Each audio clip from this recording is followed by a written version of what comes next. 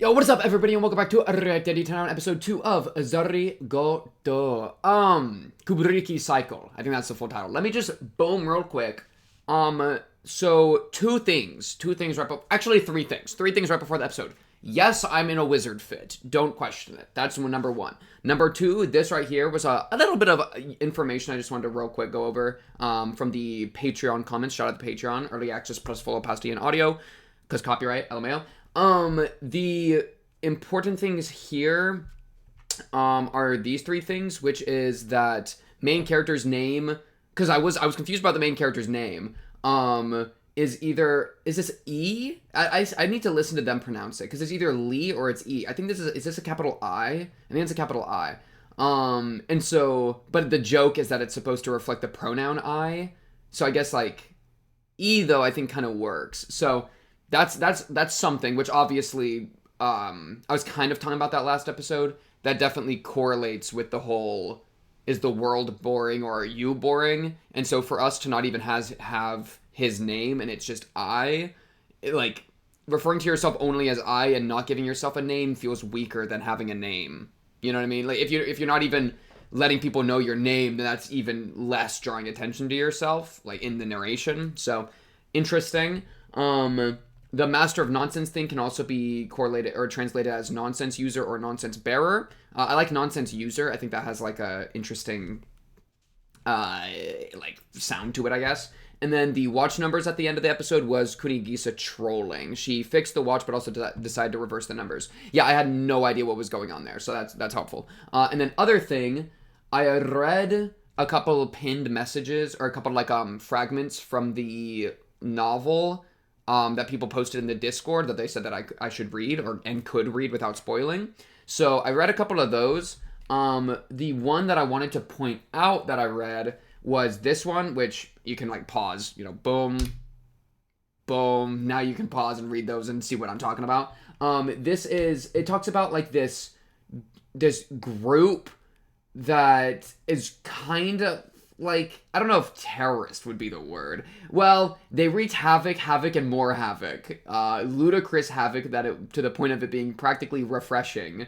No motives or aims obvious, with hacking and cracking and hands in corporate advising and fixer fraud. They did it all. And so we're introduced to this like group, and then the reveal is that I think it's that Tomo. No, I might be wrong about this. That Tomo used to be part of this group, because it was in this, because I just don't know what this fragment's from, but I think it's referring to Tomo because it says happy-go-lucky girl, and she's definitely the most happy-go-lucky. And she also says Ichan, which is how Tomo was referring to main character.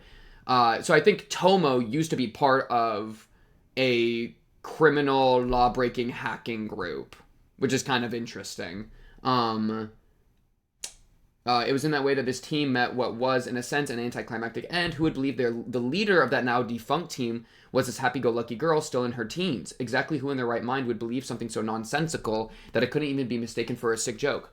Oh, you need to believe something nonsensical? Let me call up the nonsense user himself. Whoa, bro. Think about it.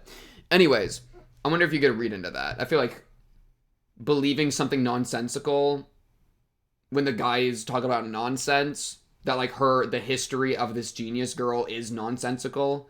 So it's like, it's saying something there. Somebody else talk about it. Anyways, that was, there were a couple other things I read too, but that was the one that I wanted to at least mention. Last episode was obviously a lot. This prologue especially was awesome. I don't want to just spend time repeating everything from this, so I'm not going to. I'm interested in the maid, because there was such an interesting like focus on her at the start here. And then I also, just from people talking in the Discord, apparently this is a mystery show or something. I don't know what the mystery is. I don't know what the plot is right now. All I have is a setting, and I have characters, and I have like introspection. That's all I got right now. So I'm going to try to be nice and open to episode 2 here to see what it's trying to do. As to not waste y'all's time repeating stuff that I already talked about in episode 1. So let's jump into it. Episode 2 of Zaregoto to Tsukai, Kubikiri cycle. Let's get going in a 3, a 2, a 1. Oh, subtitles. They're already on.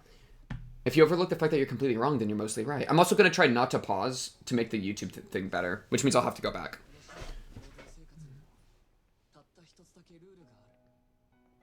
Which is going to be hard for me, but I'll do my best.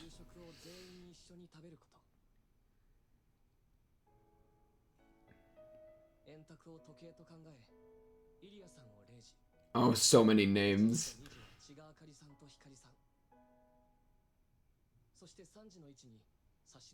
Genius chef. Okay, I think that's the first time we've seen the chef, how they look. Which is cool.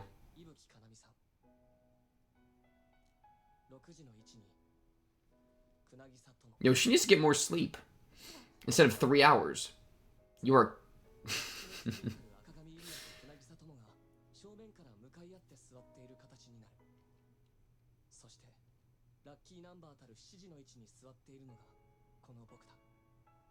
Main character.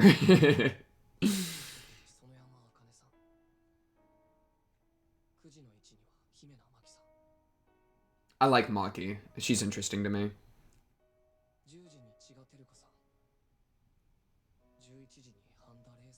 That's the first maid we saw. The head maid. Okay, okay.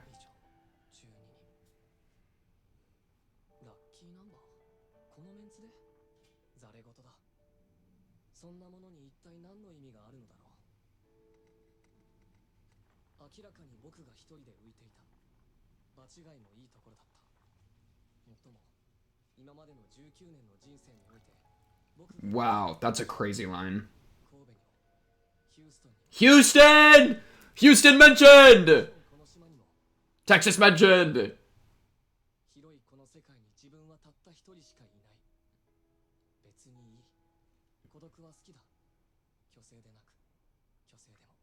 There's a good Nietzsche quote about that. Hopefully I remembered it. Oh, I wish I forgot my pencil.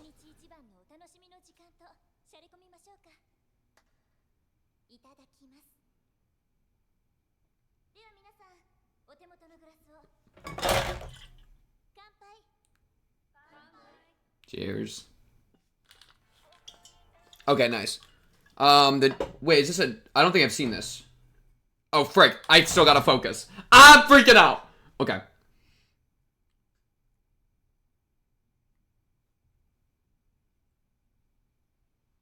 A jail cell? Are we on the inside or the outside, though? Think about it.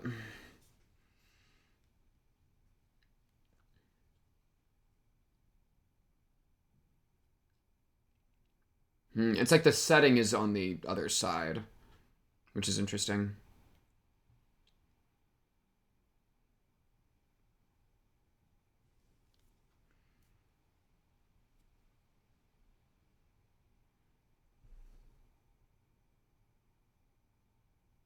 Oh, unlocked. Let me in. A guillotine? Was that a guillotine? That was an entire guillotine. Is someone gonna die?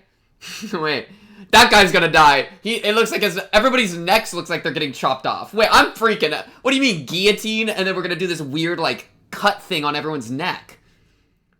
That is so ominous. This is the most ominous thing I've ever seen. Oh my god, and that almost looks like a gun chamber. All the seats of the table almost looks like the spin barrel of a revolver.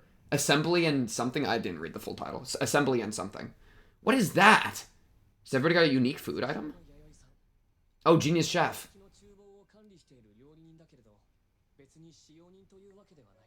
She looks sweet.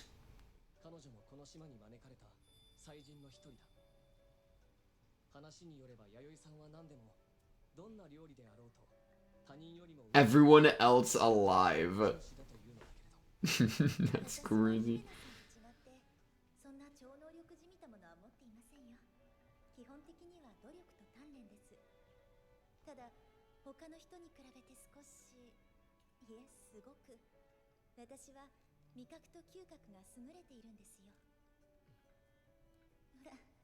Whoa, whoa, whoa. What do I taste like? Oh, shit. Wait, I don't know what RH is. That's crazy. She takes his blood type through the skin.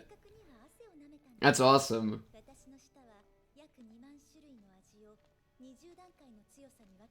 I love these spiral shots.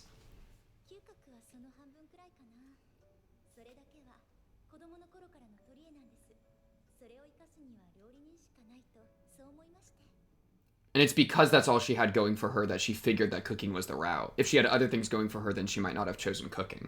That's what that insinuates, right? Which is like the first line in the episode 1. Think about it.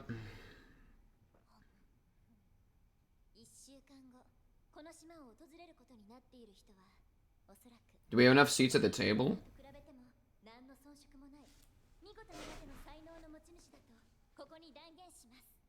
それはどんな人なんですか？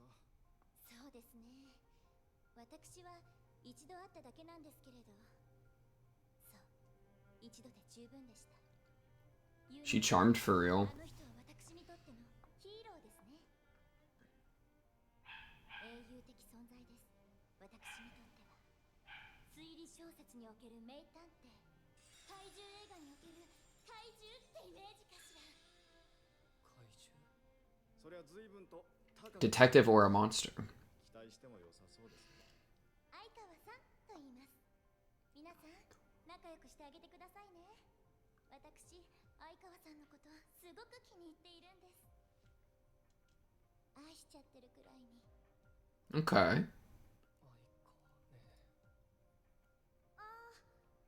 But what does Aiko would do? Maybe I just missed it. Okay.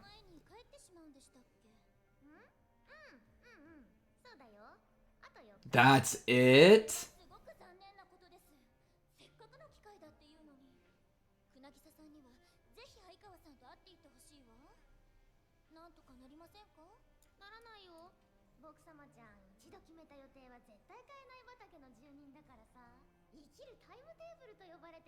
Hmm. そうですか。でも、渚さん、相川さんに会うことはあなたにとってもきっと意味があると思いますよ。ああいう人と会ったらインスピレーションを受けること間違いありません。インスピレーション？くだらない。Oh, that was cool. Like flicked around the table to see who was talking. 私は凡人の証拠だと思うわ。無能の証明よ、バカバカしい。おやおや、そいつはどうだろうかね。 Oh, they're about to start arguing. Oh, they start about arguing. The academic versus the artistic. Environment influenced her. Damn.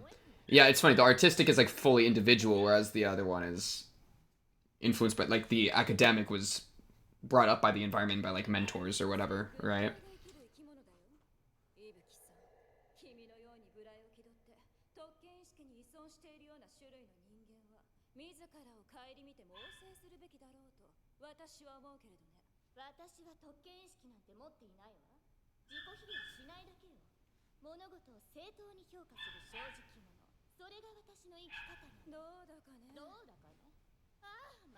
So I say, dude, what is going on?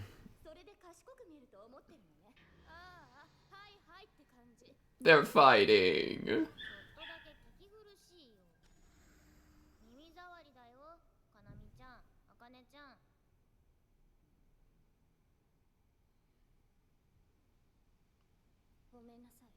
Honestly, true. Shine the light on both of them for a second. Yo, you're a few minutes behind. That was okay.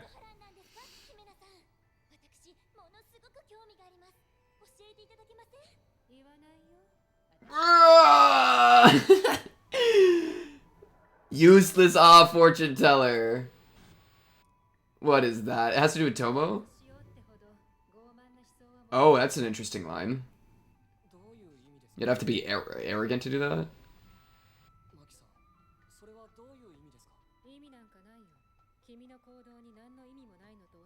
Your actions are without meaning?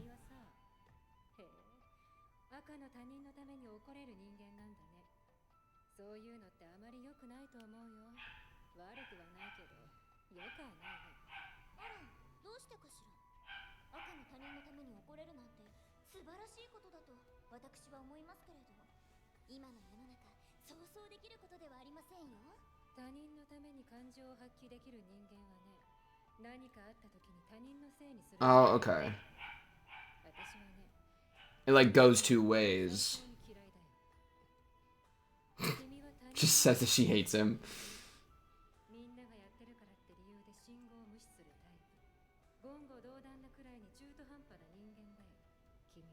Mmm. Okay. Yeah, yeah, yeah. Like shifting your ideals. That's what she was saying, episode 1. Like shifting your values to, according to who you're talking to.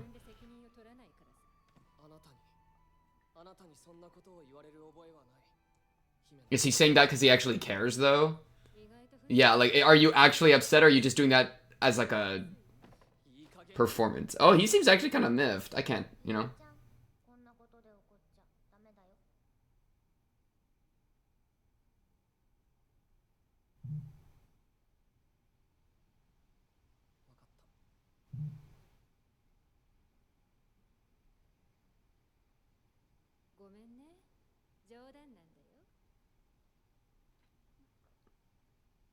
It's interesting. He calmed himself on someone else's behalf, though. So, like, even that interaction kind of proved it, I think. I don't know. I want to rewatch that. Oh, oh, I love the red windmills. That's a cool visual thing.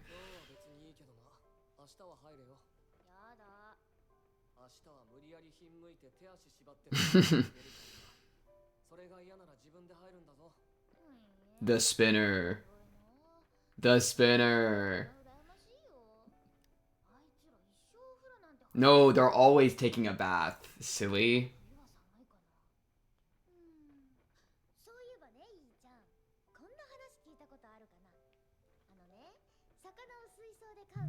Okay, okay, okay.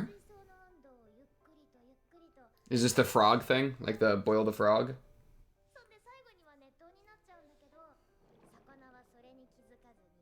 See, I've heard that's actually not true.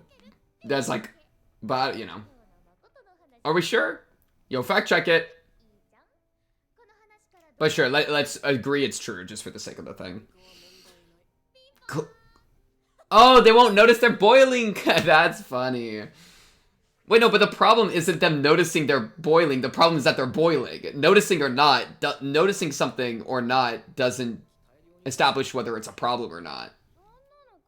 Well, it kind of does, but not fully, because you would still die faster.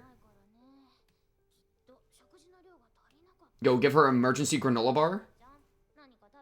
Yo, she's on an adventure.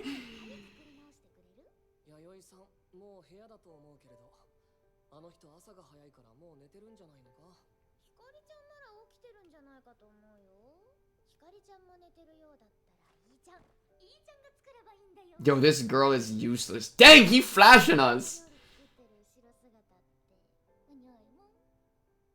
Damn, he throwing it back.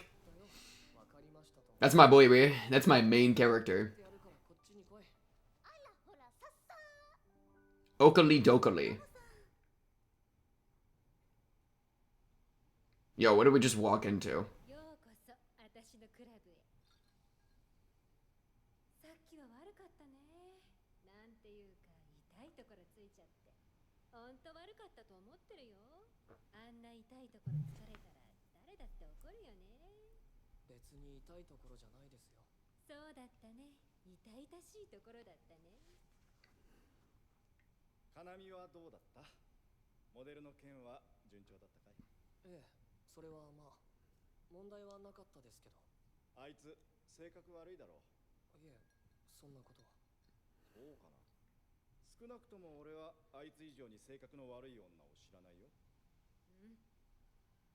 I keep having to glance over to look at names, by the way. That's what I'm doing.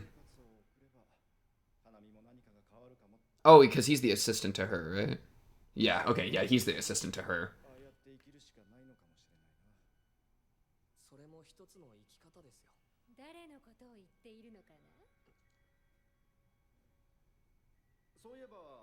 Okay, she just cooked, and I missed it. It didn't click for me, but I know she just cooked on that.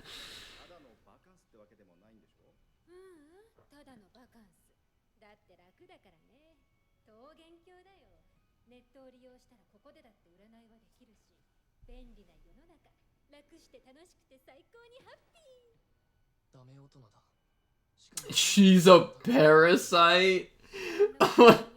It mind read. Oh, you're a parasite. I mean, he is like a parasite attached to a Tomo, right? In a sense, right? Because he's like a nothing person.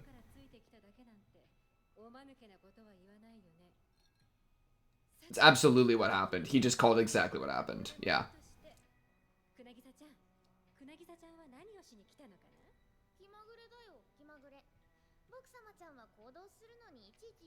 She's so real for that. Has a whim, locks in a decision, it never changes. It's probably a genuineness, right? Like, they aren't pointless. Well, but what makes it pointless? Like, what do you mean pointless? Because I would think genuine. That's my intuition.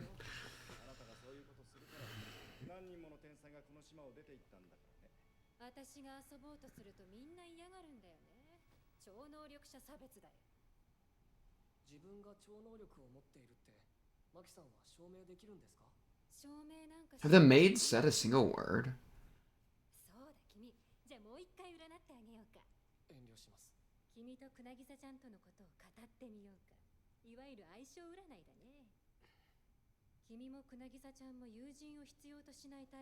Okay.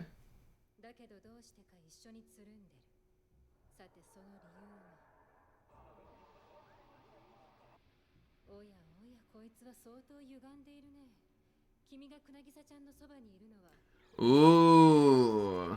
Because she didn't drop out, right? Or let's see. Okay, express her emotions. That's why.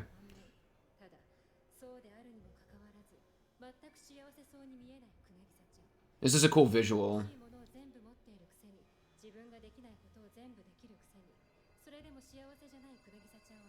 Because it makes it so that his failure doesn't mean that he's not happy. He wouldn't be happy either way. So it negates the necessity for success. Right.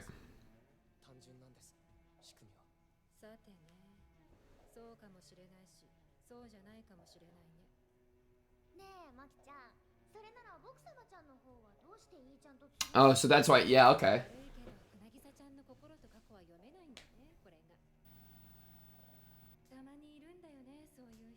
Interesting. Is it geniuses or is it like just certain people?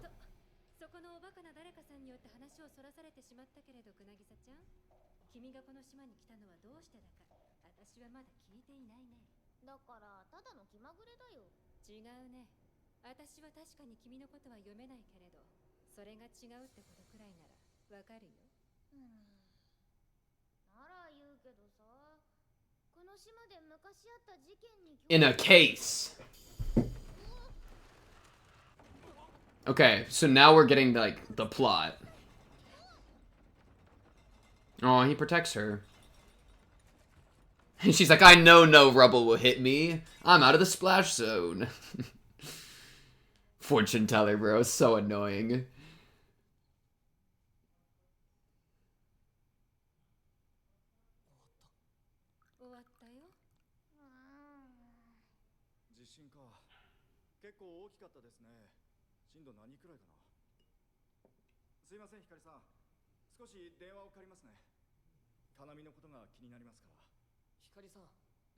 Why do I feel like this is about to be a murder mystery and someone's about to get their head chopped off by a guillotine, bro?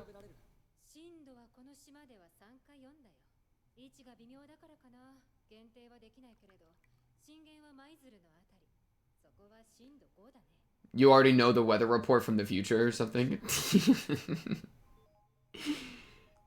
That's crazy. Oh, good on him.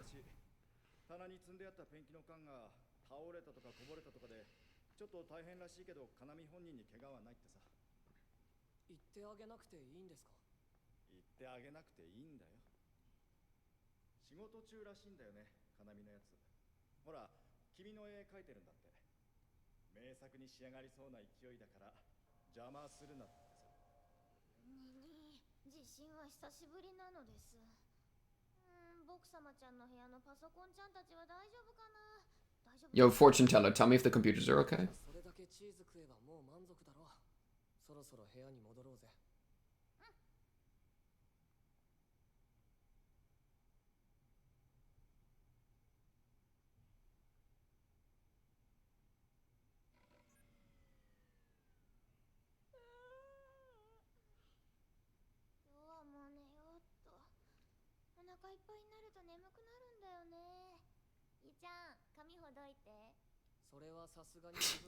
She's so useless. I know you can't. Dude, it's this. You are that flexible. I broke my arm the last time I tried.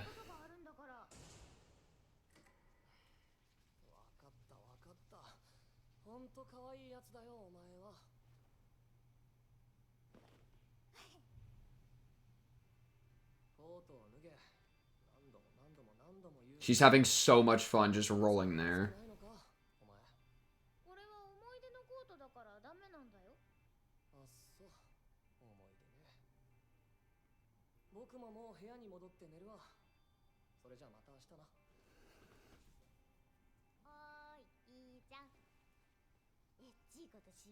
Whoa, whoa, whoa, whoa, whoa, whoa, whoa. Dang, wait, she trying to get some play? Oh, that was cool. It was two, like, opposing water things overlapping, like, mixing together. But why?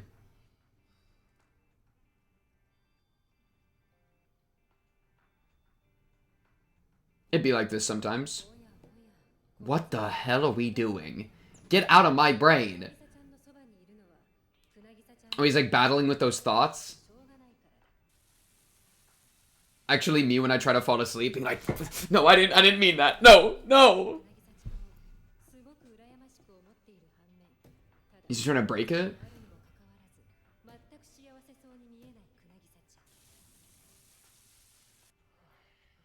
Yo, get your foot off the screen.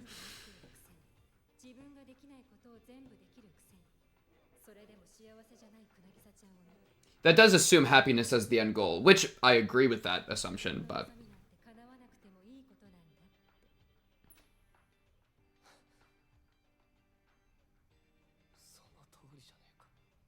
Okay, I'm glad, I appreciate that he admits it. That's helpful for me.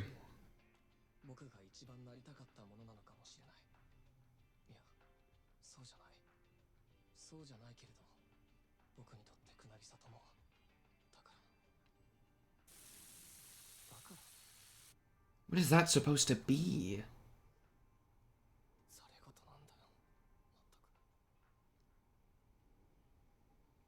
Yeah, I mean, that it's like giving up. Like if you it's like playing Monopoly and then being like, wait, this money isn't real.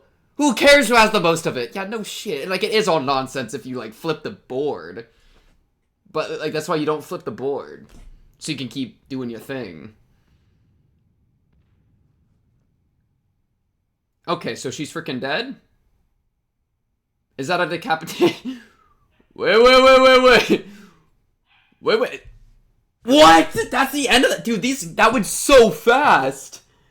That was the fastest thing I've ever seen. Aw, man, I liked the artist. Okay, I'm not surprised. So my thought, I'll tell you my thought in a second. Let me focus on this. Let me focus on the ED here. I'm not that surprised about that, especially because of the OP. The OP made me think like someone's gonna die. Because like, you don't do the neck thing and not have people die, right? This is cool. Red Thread of Fate is, I'm aware of that as like a thing. This is cool. This is well animated. I like how much effort they're putting into how she looks.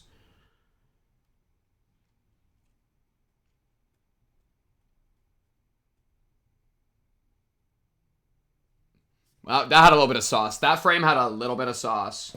Oh, don't give me the strap falling. The strap falling's crazy work, bro. Yo, she looks like she got a lobotomy in that one, in that shot. Pure dead, nothing behind the eyes.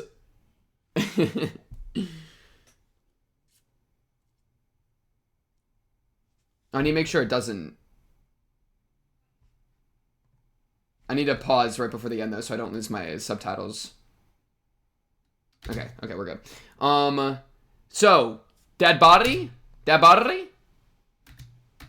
Is this still nonsense, bro? Is like more like even with the mortality. This is her, right? She did say. Remember the fortune teller did say trouble is brewing. She did say that earlier. 1, 2, 3, 4, 5, 6, 7, 8, 9, 10, 11. Oh, and the servant is like really upset. Yeah, I was thinking that the. Okay, so let me not lose what I was gonna say. Why am I not surprised that somebody freaking died? People were saying it was a mystery thing, so I kept being like, what's the mystery? I don't know the plot yet. There's the plot. I was ready for a plot to happen, and then when the OP has a guillotine drop, and then a bunch of characters with their necks getting sliced, it's like, okay, so one of them are dead. Like, there's no way we living this at all. But then another thought was, and I lightly pointed it out, was, oh, there's only 12 seats at the table, and we're having a new guest coming in. And so I thought to myself, like, what? There's not enough seats for the new guest? And so somebody would have to leave before the new guest shows up. But then they kind of immediately answered that by having Tomo leave, assumedly, before the new person shows up. I don't know if it's a guy or a girl. I assumed it was a guy. And so I was kind of like, oh, so Tomo will leave and then this guy will replace, and then that's how the numbers will work. But then it's like, well, from a storytelling POV, obviously Tomo and main character are our main characters. And so if we're talking about this new guy showing up, it's not like we're gonna leave and then he's gonna show up, right? Like, we're gonna meet him. So the thing that main girl was saying, Akagami, the thing that Akagami was saying about like I want you to meet them or whatever. I would love for you to meet Aikawa too. Like, I wouldn't be surprised if well, what am I trying to say here? They really like Aikawa. They compared Aikawa to the detective in a mystery novel or the monster in a monster movie, which almost made me think, like, what is Aikawa's brand of genius? And then when the first thing was detective in a mystery novel, I thought, like, oh, I wonder if this person's like a genius detective. And then the idea of them being a genius detective made me think, like, oh, if they're a genius detective, then they would need a very difficult case to solve, which would necessitate something going wrong, and then they come in to solve the case. Right? So that was a thought with Aikawa that I had, like, briefly. Otherwise, that dog's gonna make me lose my freaking mind. I gotta go tell him to be quiet in a second. And then that on top of the 12 seats at the table thing was making me go like, oh, I wonder if someone's going to be gotten rid of to make room for Aikawa so that Tomo and main character can still meet Aikawa, period. And so now, oh, they're probably all trapped on this island. That's probably what the jail cell is, because it's like we can't let anybody leave until we solve who done it. It's a who done it, and we can't let anybody leave, which means Tomo's not allowed to leave, which would be a potential motive for Akagami, because Akagami maybe did it, caused the artist to die. Oh, okay, I'm starting to see it. Yeah, Akagami maybe did it, caused the artist to die in order to make room for Aikawa, and also to keep Tomo around, because you lock Tomo in, and so Aikawa can join, and then them two can meet, which is something you said you wanted. Another motive would be Akane as the Seven Fools genius, because they were bickering, though I think that's a very weak motive. We don't have anything more. There's also the assistant, which could be something. I mean, he specifically didn't go to the thing. There's like the alibi of these people hanging out during the earthquake, which is probably right when the murder happened, or right after, because the last time she was said to be alive is right after assistant had the conversation with her right post at earthquake, so she had to have died post earthquake, unless the assistant was lying in some way. But he made the call, so he could have lied about that. But I don't have a motive for him to lie right now, so I shouldn't believe that. And then otherwise we have all the maids, but right now none of them have a reason to do anything. Honestly, if one of the maids did something, it's definitely the head maid, because she was the first character we saw after main character in episode 1, like walking around the building. And so that gave her like camera focus that hasn't really been owned up to yet. Like, I don't know why the camera was so focused on her. So if it's a maid, it's the head maid. If it's not a maid, then it's the island owner. But that also feels too easy. Yeah. Funny. It is funny that the fortune teller could also like clear people to some degree, unless she's the one that did it. Because some people, she can read their minds. And so she can't read Tomo's mind, but she can read main character's mind. So there's like that's another element. So yeah, okay, cool. We're doing a little murder mystery thing. Bro, I love a good murder mystery. I've been to a murder mystery party before. They're kind of fun. I fuck with a good murder mystery party. But is it about the murder mystery, or is it about like this as a setting for this guy to figure out if he cares about the world or himself or jealousy or happiness or whatever? I got a BRB to take care of the dog. You know what a funny thought would be? What if every day somebody gets freaking murdered, and that's why the OP has everybody's heads getting chopped going horizontally? What if it just progressively gets worse and worse, and it's like it becomes like a death game? Instead of a whodunit, it's a death game. That would be crazy. Honestly, let me just do an OP analysis while we're here. And then I'll do ED next episode, because I like to pace them better. Okay, what I lack is everything you have. Okay, so that's straight up main character talking about Tomo. Good start. Blossoming flowers. I don't know this flower, so I couldn't comment on it. Oh, these are flowers falling in the background. Oh, that's cool. What I want to be is everything you want.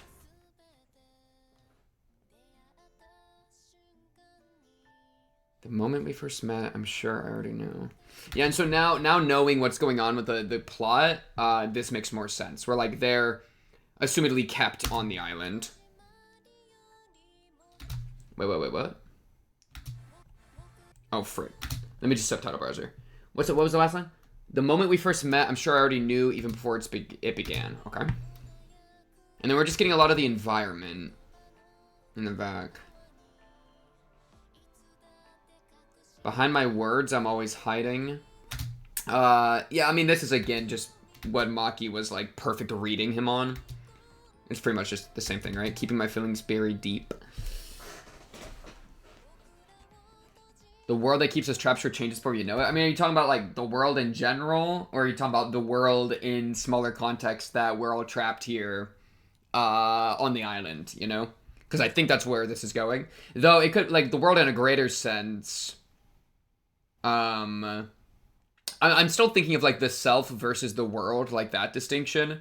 And so the world keeps you trapped, and the world is the master, and the self is the slave, you know? As opposed to making the world like your bitch, quote unquote, which would be like the Geniuses playbook, that they've pretty much dominated that thing. So it's like, but if the world traps you, then it's the other way. Oh, I wanted to bring up that Nietzsche quote. Let me remember to, I'm gonna remind myself to do that. So this is interesting. So it's like, oh, I wonder if this is a piece of art. Maybe she kills herself? Because this shot of, like, the statue, and then this almost looks like the portrait to a painting, but it's the guillotine. And so, since Konami is the one that died, I wonder if there's ever a world where she, like, made her own death happen, or maybe, like, faked her own death or something. Because she's an artist, like, she would be down for, like... I could see an artist doing something crazy like this, you know? It's, like, a different form of art, maybe.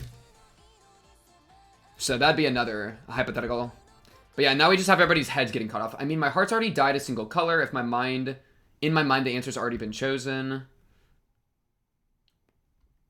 Is it fate? I don't know, but I'll reach out my hand.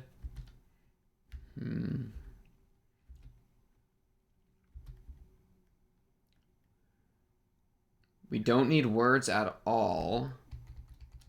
Headmate is pouring some tea. I wonder if homegirl drank poisoned tea and then made her head explode. That is part of the thing. It's such a violent death to be decapitated that's like, that's not exactly something you know, when I don't know if everybody's ready to do a decapitation murder, you know? Them just having a heart attack and dying or being stabbed is one thing, but decapitation?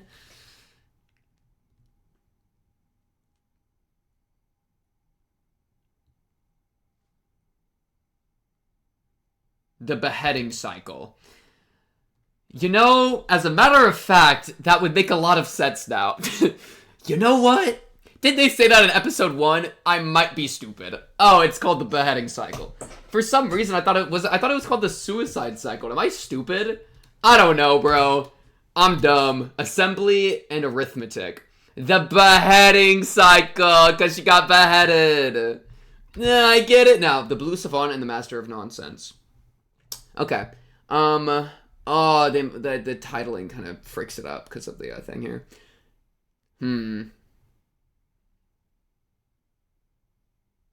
Is it fit? I don't know, but I'll reach on my hand. I bet we don't need words at all. Oh, you know what I bet? I bet the character we met in the prologue of episode 1 is Akasami or whatever. Akasimi, the new person. The to be the hero that's coming in that homegirl really likes.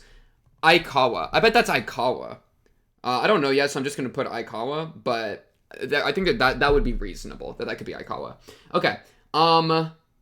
Yes, the Nietzsche quote I wanted to use, which I'm pretty sure it's a Nietzsche quote. I don't think it's misattributed, but I'd have to double check. Is based off of what main character was saying, where he says, "In this great wide world, I was alone. Not that I minded. I liked being alone. I'm not just saying that, even if I am." But so him saying I like being alone. There's a quote that's like, "One who delights in solitude is either a wild beast or a god." Something like that. Which is to say that if you're able to enjoy being alone, then you're... Like, the human can't do it. The ones that can are either the fully animalistic or the fully divine. And the human, of course, is like the divine animal. It's like the cross. It's the rational animal. So we're not fully animalistic, but we're also not fully, like, divine or irrational. And so... we're not built for solitude, and if you were able to truly enjoy solitude, you would either have been reduced to a beast or risen to being a god. Though also me doing like beast is lower, god is higher is maybe something I shouldn't be doing. But that quote came to mind during this. I only bring that up because the beginning of the episode 1 was literally... a Nietzsche quote, so I feel like I'm allowed to do it now. They opened the door. If we overlook the fact that you're completely wrong, then you're mostly right. Okay, interesting. So what do you mean by that? Overlook the fact that you're completely wrong, then you're mostly right? So, it sounds like you would either use that when you're trolling, or you would use that when you are saying something true, but you have one fatal mistake that have made it completely false, right? So it'd be like, oh, like for example, I could be like, oh, Akagami did it for XYZ, and I could have all the right motives and everything, but I could be wrong that Akagami did it, and in reality, it was the head maid that did it for Akagami without telling Akagami, or something. So all the motives would be correct, but it would be the motives that the maid assumed of Akagami, being like, oh, my master would like this a lot, so I'll do it for her, so she doesn't have to. And so all the motives would be correct, but blaming on Akagami would be the fatal misstep that makes it completely wrong. But it's mostly right if we fix that. If we fix that one part, it's like, that is mostly right, we've just slightly misaimed it. So yeah, I think that'd be like an example of that. So I think this isn't just a stupid phrase. Like I can see like a point to it. I bring up that example that I just made up because that's one thought I had as well for who in the whodunit. Right, that any of the maids could have the reason to do this, or the same reason that I was saying Akagami could have the same motive, but just doing it for the master's sake. I think that's an interesting idea. Yeah, though, man, like I already said, there being only 12 seats and they're all filled is in and of itself such a red flag. When it's like, oh, yep, someone else is coming. Lol. I hope we have an empty spot by the time they get here. You know what I mean? 12 of us in all, what meaning could that possibly have? That's funny. Yeah, he even comments on this. He even comments on a potential meaning of the 12, which I think is true, especially because there was already a case here. Oh my, this is a ritual, dude. This gotta be a recurring event. Because Tomo said that she was here because she was interested in a certain case. Right when she mentions that, a new case appears, right? Which is almost like her, she's interested in a case, and then to get her to stick around, a new case happens that she gets to partake in. It's like a great, it's a murder mystery, yay! Yeah, so it being 12 people, I think, is intentional and does have meaning because it's part of the setup for this murder to happen, right? Assuming there actually is a murder and it's not a piece of art that is like a fake out, but who knows? I think, dude, the meta for murder mystery is you make every single claim possible and every single guess possible, but you never commit to one, so that as long as any of them are right, then you're right. Think about it. I will be a non-committal Andy this entire time. Fascinating. I mean, what would be rationales for anybody else, right? Like, assistant, we don't, like, other than, like, he's closely attached, so he would have means but not motive. Any of the maids, only as much as it connects to the master. Master, as much as I've already described. Genius chef, none that I can tell right now.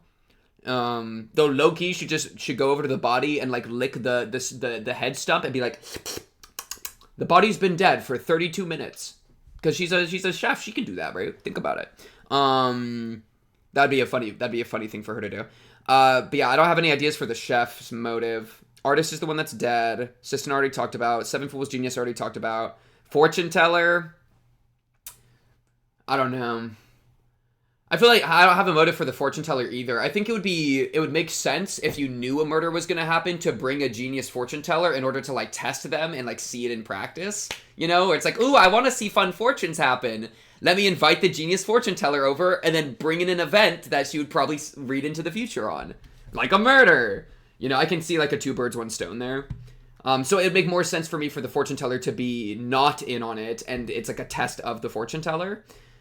Yeah. I could see that, which is cool. I do like this recurring thing, by the way, which is the fortune teller's way of reading people. It's like television screens, where this one was interesting too, where it was Tomo watching main character on a screen, and there's a bunch of, like, moths around. I don't know what to make of this, really. I did want to go over some of this dialogue again, I think, because I don't think I fully caught it. Remember the name. Boom, boom, boom, boom. Never change my mind. Da-da-da-da-dum. Kunigisa. That's Tomo. Okay. If you ask me, allowing others to influence you is proof you're inherently mediocre, average, talentless. I don't remember if I said it last episode, but if not, I'll repeat it.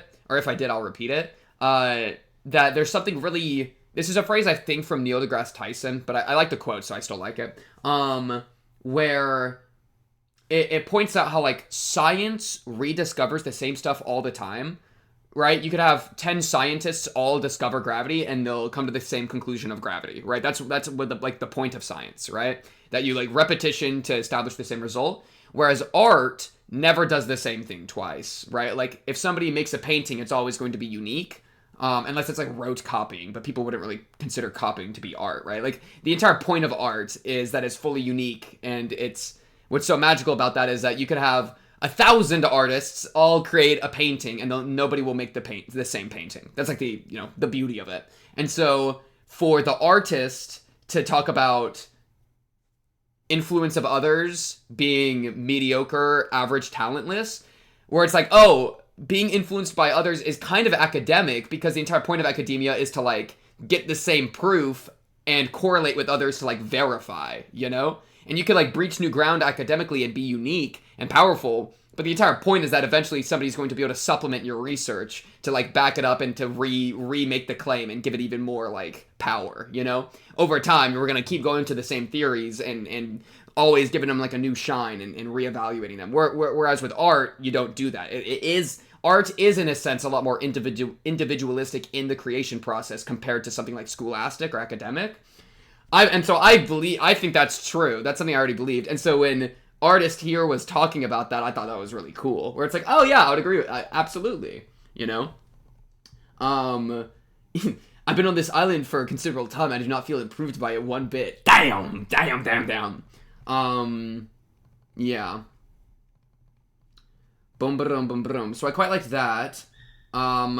Let's see. I smell trouble brewing. It was definitely referring to the murder, I think. The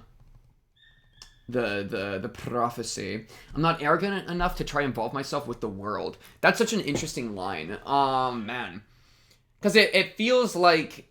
that almost feels like treading a weird middle ground, does it not? Where it's like... Because in the dynamic between the self and the world established in episode 1, then it's like I took it as like the self kind of takes over the world and so it's like the self is the interesting one, and you've made the world like yours to play in, or the world's the interesting one and the world, like you are the world's, you're just like a piece or whatever. So like you've lost your own inner value, like your own value, because you're part of the world's. Whereas she says, I'm not arrogant enough to try to involve myself with the world. So the world and her are both established entity, right? I find that really interesting. It almost feels like a treading the middle ground thing. Though, if anything, I mean, I think it still would lead in the direction of like, you've made the world yours. Because you could say, you could establish these as separate entities, the world and you, but it's like, okay, but who's on top of who, right? Like, it doesn't necessarily give an answer to that part of the question, which I think is the question. Assumedly, by her being a genius, she would be over the world in that kind of dynamic. Yeah. I mean nothing, I'm sure, just as your actions are utterly without meaning. You're the type of guy who gets angry on behalf of others. Not something I can recommend. It isn't a bad quality to have, but it's not a good one either. Why is that? I think it's a wonderful thing to be angry for a complete stranger. Not something many people manage these days. People who get emotional for other people also blame other people for anything that happens to them. Okay, so this is Tomo. Tomo's defending it.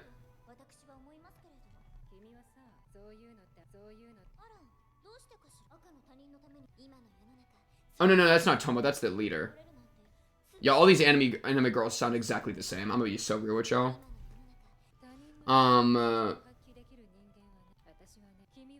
You let other people set your course. You're the type that ignores a traffic signal because everyone else is. Appalling in your own formlessness. It's crazy that this is being said not by the artist, right? Like, this almost feels like something the artist would say. It's kind of like, because it's anti... Well... Though it's interesting, it's not, I was about to say it's anti-group, but I don't think, it's not like anti-group pro-individual, which is I think what the artist is saying. It's more like anti-formlessness, right? Because this part, I think, addresses that. The Japanese often speak of harmonizing without agreeing, but you neither agree nor harmonize. So it's not like you've become harmonized with the group and like attuned yourself to like a greater squad. You haven't done that. You're nothing, right? You're empty, you know? So it's not like, it's the group can't even speak through you because you're formlessness, so you can't like add or participate or something, right? Or something is funny because something is the opposite of nothing. Whoa. Okay, I don't know if I explained that very well. Like, you're not harmonizing with the group, right? And so it's like you aren't even a good vessel for the group to like communicate out of. You know, so you're just nothing in that sense, right? I think this is, I really like this line, appalling in your own formlessness. That's a really like beautiful way to put that, I think. I hate people like that, despise them. They blame everyone else for everything and never take personal responsibility, which makes sense because they have no form. So it's like you can't take personal responsibility if you don't have a personal form to attribute that responsibility onto. And then he says, you have no right to speak to me like that. Your boiling point is awfully low. Yeah, and then she's like... I see, my first thought was when he was replying like this, that... Like, because him getting angry is him having a form, you know? And so...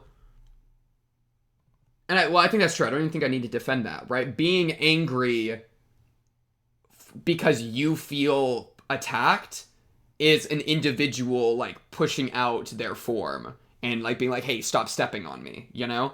And so, him biting back like this is him having a form for this moment. And, because he's not being angry for a stranger. He's not being angry for Tomo's sake. It sounds like here he feels attacked, so he's replying. But, my first thought when he was saying this line was like, I wonder like how genuine this is, or if like even the anger is a form of him twisting his values, because he's obviously under attack and under fire, and so the expected thing to do, or like the form for him to fit into, would be to bite back, right? So if anything, this feels like an NPC normal response of like, hey, you're not allowed to speak to me like that, you know? That almost feels so normal that now I'm not sure if it's like genuine to him, and that might be an example of him being formless because his formless state has temporarily taken the form that he's expected to take, which shows that he's formless, right? because he's only taking the form that he's expected to take, which is him only gaining form based on what others say, right? Which was what was being said just prior. So I find that was my initial thought when he was like getting angry, was like, I wonder how genuine and like self-affirmed or like self-representative this anger is. And then she even, are you angry? Your boiling point is awfully low. Quick to anger, quick to forget. And the thing though is, even if we take it to be true that he genuinely was mad and this is him like representing his form, and having form of his own, that gets interrupted by Tomo. And so and I kind of said it already, but he doesn't get mad on somebody else's behalf. With Tomo here, he instead gets calm on someone else's behalf, which is, for all intents and purposes, the same thing, right? Your emotional experience being at somebody else's control, and listening to other people's control is kind of the thing that's being pointed at and attacked of being formless. So I think that would be an example of that, So I thought that was cool. That was a really cool scene. Let's see, this is mostly just yapping and him throwing his booty out into the camera. Gotta let it know. I would love to hang out. This would be a prime hangout. Everybody just drinking a little bit, chilling on the couch with the fortune teller brew. She's the one that would be most interesting to talk to, for me. I've been very interested by Maki. I think she's cool. Probably her and then Tomo are probably the two most interesting. The chef's cool too, though. I like the chef quite a lot. I mean, what else is going on? Parasite. Who did we call a parasite? Let's see. Because I remember that got flipped onto main character, and I thought that was interesting and true. Oh, he was thinking of her as a parasite. Yeah, he considered the fortune teller a parasite, and then she flipped it back onto him and was like, "You're a parasite, lol." Which he's correct, right? She's correct, right? I mean, do I agree that she's a parasite? I mean, a parasite. I mean, what do we define parasite? Am I really about to say that out loud? It's kind of hard to say, because she is kind of, she is just chilling, but she is doing her fortune telling from here, and she is wanted to be here. Whereas, why does Tomo have main character around? Like, he's here just to, like, because he's jealous and whatnot. But I don't think we really got an answer for why she wants him here. Why she lets this happen. I mean, to some degree, he just takes care of her. So, like, being a servant, it stops for her from having to take upon certain labor. Which is funny, because that's, like, that would be an example of her as a genius making the world serve her individual self. Which is what I was talking about prior. Because main character is a part of her world. And so she's using him to be a servant to herself. Which is a form of making the world, like, yours to own or to be, you're the one above the world, right? Whereas he lets himself be used, which has put himself below the world because she is part of his world, right? But let me reread this. So, you're incredibly jealous of her, yet she doesn't seem at all happy. With her around, you don't care if things don't go your way. Yeah, that's an awesome line. I think that's super interesting and scary. Where it's like, oh, what if because it sounds like Tomo is his, like, idolized self. Or, like, ideal self. Where it's like, oh, like, if I could do the things I wanted to do, I would be Tomo. But if Tomo's not happy, and therefore my ideal self isn't happy, then why would I do those things to become ideal? What's the point of being ideal if it won't make me happy? It just sounds like it's a bunch of nonsense. Boom, master of nonsense. Talk about it. Right? That I think that was a really interesting line, right? Because I think I would say your ideal self is the one that you're most happy being, right? Happiness is the end goal. And so we would need to pivot what his ideal self is in order for him to be happy and to actually reach it, right? Like, his conception of an ideal self, if it isn't one that's happy, then is a false conception of what that ideal self would be. That's what I would think. Because the point should be happiness, right?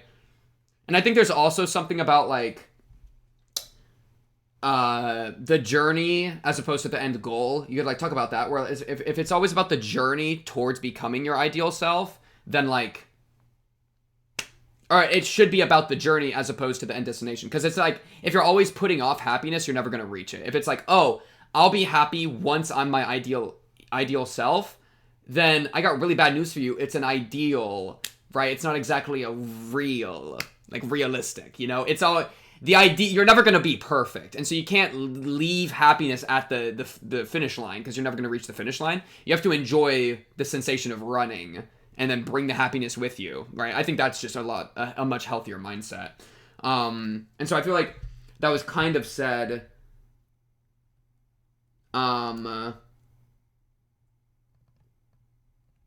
yeah, or that would be my continuation of what was said, right? You're incredibly jealous of her. You envy her ability to express her emotions however she likes, and yet she doesn't seem at all happy. She has everything you want and can do everything. You can't, but isn't happy. What a relief that must be. With her around, you don't care if things don't go your way. Yeah. So she is continual. He's sticking to her because she's proof that he doesn't need to become the things he wants to be. Right? She is just living proof that allows him to stay complacent. Because as long as she's not happy, then he has no reason to try because he doesn't believe he'll become happy because she isn't happy. That's like, that is like kind of dark, bro, you know?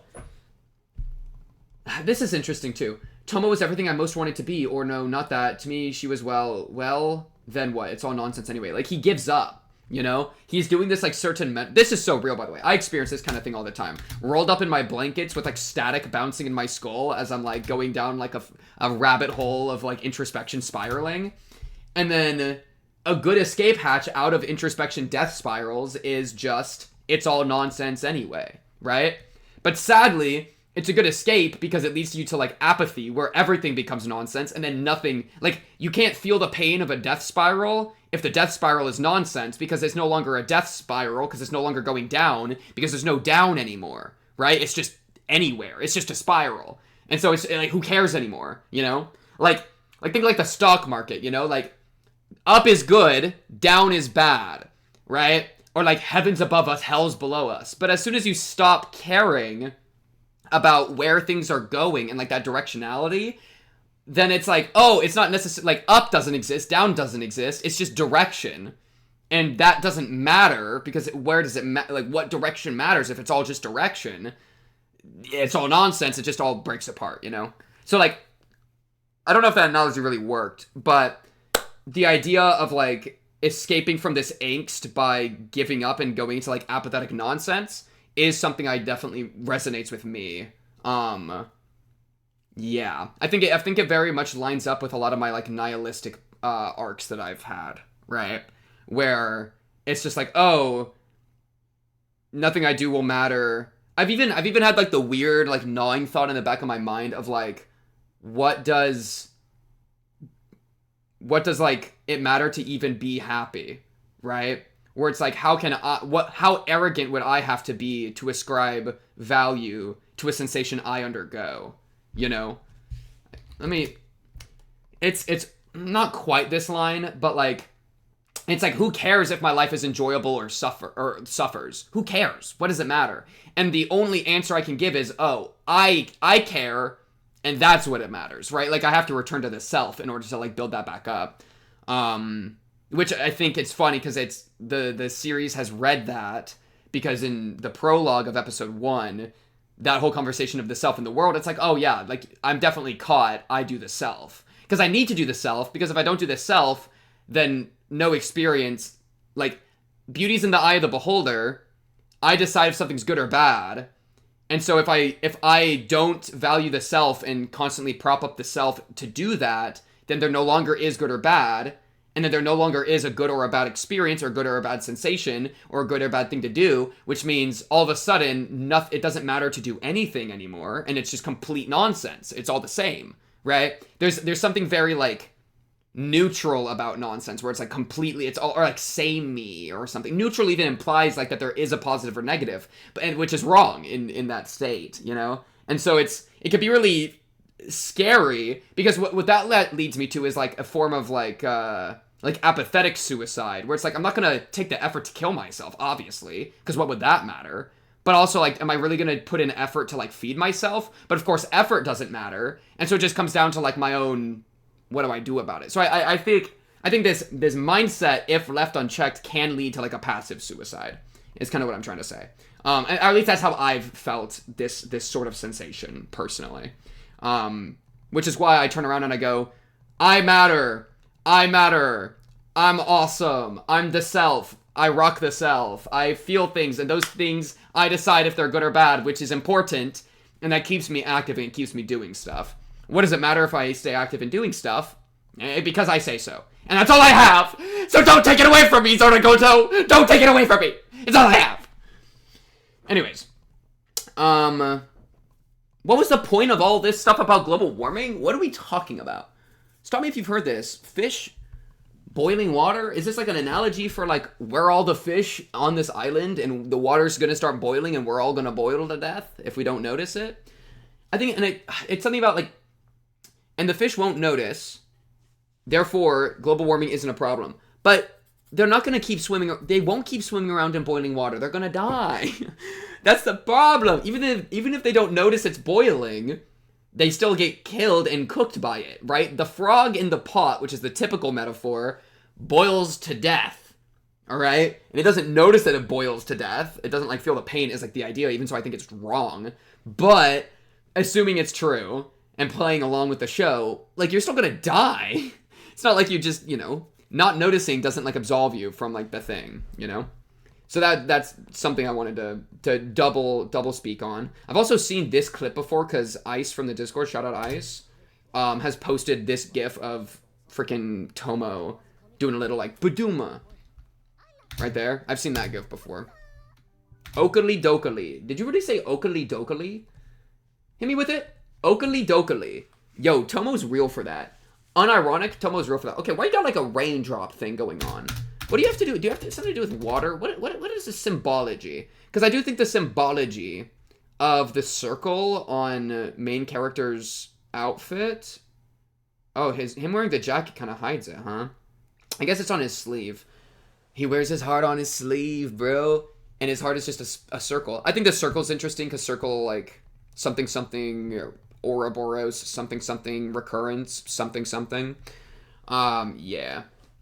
Anyway. Do I have any other good lines to talk about here? I'm glad that we have, like, a plot going now. Though I'm also very happy. Like, if the entire show was pretty much just, like, the prologue of episode 1, I'd be fine with that, too. I really fuck with it. It's not, at that point, it's not, like, a story as much as it's just, like, interesting, like, philosophy candy to chew on. But I enjoy that as well, so that's okay. I'm intrigued on the murder mystery. Oh, yeah, she really said, let's fool around. Yo, she trying to, He denies it. I mean, she was saying that she hasn't, like, bathed in, like, 10 years. So, like, true. You know, I wouldn't be getting up in there either. She's wearing the same cloak she's been wearing the entire time. Right? The cloak stays on. She also could just be teasing, right? I don't really... It's probably more teasing than, like, a serious request, but I just don't know their dynamic enough to be able to say for sure. Right? Yeah, and then this is the outro. This is the outro here. It's all nonsense anyway. Yeah, and I think... I'll leave it at this. I think the interesting thing about this premise of, like, a murder mystery is that it forces main character to address if it's nonsense or not. Because the idea here being a human dying in front of you and you finding their corpse, or rather just finding a human's dead corpse, is a very strong emotional event, right? And so if you're stuck in these mindsets of, like, these nonsensical mindsets and, like, dispositions towards the world, I think something as shocking as a dead body and trying to figure out who murdered them is a powerful enough experience that you either have to let that worldview you have break so that you can actually care and you, like, gain form or whatever, or you deny the meaning of this person's death and therefore this person's life in order to stay true to like that apathetic, nonsensical state, right? And I think maybe I'm pushing the apathy thing too much and like almost like a nihilistic worldview too much onto main character. He more just seems to like retreat into like this like giving up, right? Because he's become disillusioned by the power of genius because, which I've felt this way too, where I've thought like, people that are rich and famous are unhappy a lot of the time. So why would I ever want to be rich and famous? Which is like the classic like success story. It's like, successful people are also unhappy. So why would I want to be successful anymore? And now knowing that they're unhappy means that I don't care if I'm successful or not, because it's not about success, it's about happiness. But the difference is I still try to find happiness, where it seems like he's pretty much giving up, right? It's not shifting from genius to happiness. He's still stuck on genius, right? Where it's still about Tomo and her genius as an example of what could be happiness, you know? As opposed to being like, if you really want happiness, you need to be willing to sacrifice anything to get it. That sounds crazy, okay? That sounds crazy. But like, if your conception of being a genius or not being a genius is your only perceived route to happiness, then you're chaining yourself down, right? What if happiness isn't being a genius? Or it has nothing to do with genius or not, you know? So I feel like his track mind of Tomo and her genius, which is why he's sticking next to her, which of course is in relation to his own failed genius, because he like dropped out, keeps him on that mindset, which I think might be limiting his happiness. Limiting his happiness. Because, it's funny, I say limiting him, but what does it matter to be limited? It matters because you're not happy, right? And his happiness should be valued and matter. Yeah, she didn't... It's interesting. All the paint on the floor, you would think there'd be, like, footprints. I wonder if there'll be a footprint thing. I wonder if the paint on the floor... Because it fell from the earthquake. I wonder if it was, like... It looks... Okay. Sorry. Look, the red of her blood is over the white of the paint, which means she died and was beheaded after the paint fell. Which means we have an actual date post-earthquake. Which means that the call... Assuming this is true and not just like a visual detail that's incorrect, because they might point it out next episode, one way or the other. Assuming it's true that the blood overlaps the paint, which it looks like it does, then that would mean that the assistant making the call is probably a genuine call, because she probably wasn't dead quite yet. She's probably chilling. Anyways, and that's a good one for this episode. I like where this is going. We'll analyze the ED a little bit next episode. Of course, though, if you like the video, subscribe if you're new, blah, blah, blah. Comment down below if you have anything to say, or join the Discord and talk to me or other Zaregoto fans there. But until next time, leave a comment down below. I'm interested in what y'all got to say. I think I already said that, but I'll say it again. Also, shout out the Twitch streams. Check out the other playlists on my channel. I got a lot of reaction series for you to enjoy. Just for you, baby boy. Just for you. Anyways, that's all for this one. I'll be seeing you on the next one. Peace.